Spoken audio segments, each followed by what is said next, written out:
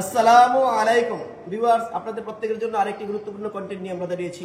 যে এটা দেখতে পাচ্ছেন, এটা হচ্ছে অয়েল পাম্প এবং স্টেনার এখানে আছে। আমরা এটা খুলবো, লাগাবো, এবার কাজ দেখবো। এটা ব্যবহার করা হয় লুব্রিকেটিং সিস্টেমে। এই লুব্রিকেটিং সিস্টেমে সাধারণত এর কাজ কি আপনাদের প্রশ্ন করতে পারে, সেজন্য আমরা একটু বলে নিই। সেটা হচ্ছে লুব্রিকেটিং সিস্টেমের কাজ হচ্ছে ইঞ্জিনের বিভিন্ন যন্ত্রাংশগুলোকে পিচ্ছিল করা, ক্ষয়রোধ বৃদ্ধি করা, যাতে করে ক্ষয় না হয়, এবং তাপমাত্রা নিয়ন্ত্রণে রাখা। এগুলো হচ্ছে লুব্রিকেটিং সিস্টেমের লুব অয়েলের কাজ। লুব অয়েলের সবচেয়ে বড় গুরুত্বপূর্ণ কাজ হচ্ছে বডি অ্যান্ড ফ্লুইডিটি। দেখতে পাচ্ছেন এই মোবিল কোম্পানির যে মোবিল দেখতে পাচ্ছেন আপনারা, আমি একটু দেখাচ্ছি আপনাদেরকে।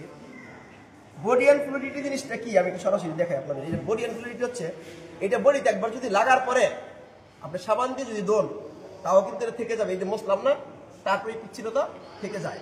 এটা হচ্ছে বডি অ্যান্ড ফ্লুইডিটি। সেই কারণে এই লোহার মধ্যে যখন এটা লাগবে তখন কি হবে, তখন সহজে এটা পিচ্ছিলতা যাবে না। এটা হচ্ছে তার সবচেয়ে বড় গুরুত্বপূর্ণ কাজ। এবার আসেন, এই পাম্পটা এখন আমরা খুলবো। এই পাম্পটা আমরা খুলে বিভিন্ন অংশ দেখাবো। এর আগে আরেকটা জিনিস বলি, আমরা ইঞ্জিন অয়েল পরিবর্তন করতে হবে আপনার 3000 থেকে 5000 কিলোমিটার চলার পরে। ইঞ্জিন অয়েল পরিবর্তন করলে কিন্তু অবশ্যই oil filter, air filter, AC filter, engine oil, এই জিনিসগুলো পরিবর্তন করতে হবে। এবার আসেন, দেখেন আমরা এটা একটু খুলবো।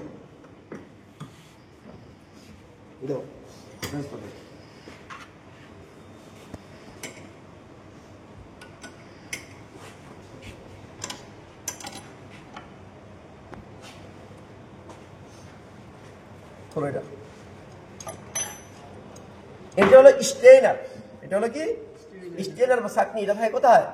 অয়েল সাম্পে থাকে। কোথায় থাকে? খেয়াল করি আমরা, এটা কোথায় থাকে? অয়েল সাম্পে থাকে। দেখেন এখন আমরা এটা খুললাম তো, দেখেন এটি হলো একটা শেপ। এই শেপটা ঘুরবে, দেখতে পাচ্ছেন এই খাঁজের ভিতরে কিন্তু থাকবে, শেপটা ঘুরবে। যখন এটা ঘুরবে তখন কি হবে, এই যে দেখেন এইভাবে কাজ করবে। এইভাবে আমরা একটু ধরার চেষ্টা করি। আমরা একটু অয়েল দিই। অয়েল দিলে কাজটা কিভাবে করে আমরা একটু সরাসরি একটু দেখি। দেখেন আসো, আসো নিয়ে আসো। দেখেন এই অয়েলটা এভাবে থাকবে তো, খেয়াল করো পুরো এখানে আমরা ব্যবহার করবো। দেখেন এরকম ঘুরবে, সরাসরি একটু দেখি আমরা। যখন এরকম ঘুরবে তখন কি হবে, প্রেসারে তখন কি করবে, অয়েল টেনে অয়েল সাম থেকে নিয়ে আসবে। ঠিক আছে না? দেখেন এই যে এরকম অয়েলটা এভাবে থাকবে, অয়েলটা এভাবে থাকবে। একটু দেখি আমরা। এই যে আমরা অবশ্যই সর্বক্ষেত্রে ইঞ্জিন অয়েল হিসেবে মোবিল কোম্পানির মোবিলটা আমরা ব্যবহার করার চেষ্টা করবো। এটা আমরা মাথায় রাখবো। ঠিক আছে? তো মোটামুটি এটা আপনারা দেখলেন। এই এখানে দুইটা গিয়ার আছে, দুইটা গিয়ার এখানে আছে। এই গিয়ারগুলোর মাধ্যমেই মোটামুটি আমাদের প্রেসারে কি হবে, ইঞ্জিন অয়েলটা উপরের দিকে আসবে, ইঞ্জিনের বিভিন্ন স্থানে যাবে। সেখানে অয়েল প্রেসার সুইচ আছে। কি আছে? অয়েল প্রেসার সুইচ আছে। রিলিভ প্রেসার রিলিভ বাল্ব আছে। প্রেসার যখন বেশি হবে বাল্বটা খুলে যাবে, তখন আবার কি হবে, অয়েল সাম্পে অয়েল অতিরিক্ত চলে যাবে। মোটামুটি আমরা বুঝতে পারছি কিনা? ঠিক আছে, আমরা এবার এটাকে সংযোগ করে দিলাম। লাগাও, দাও, টাইট করে দাও।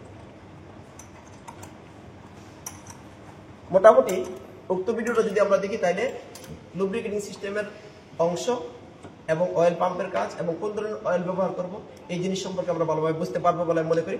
ধন্যবাদ সবাইকে।